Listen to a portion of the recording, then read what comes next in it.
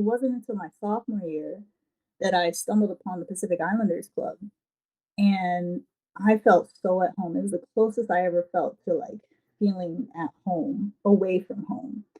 And it was crazy because I didn't think I knew very much about Samoan culture, but they like would rely on me for choreography because in Samoa we dance, right? We dance for school programs. We I was in a dance group in Samoa. I didn't think I knew very much, but up here in the States, where there are people who grew away from the culture, who grew up away from the culture, who some of them even grew up away from Samoans or from other islanders and only know American culture. I was helping them like learn their language. I was helping them like do artwork for the luau, the shows that we were doing.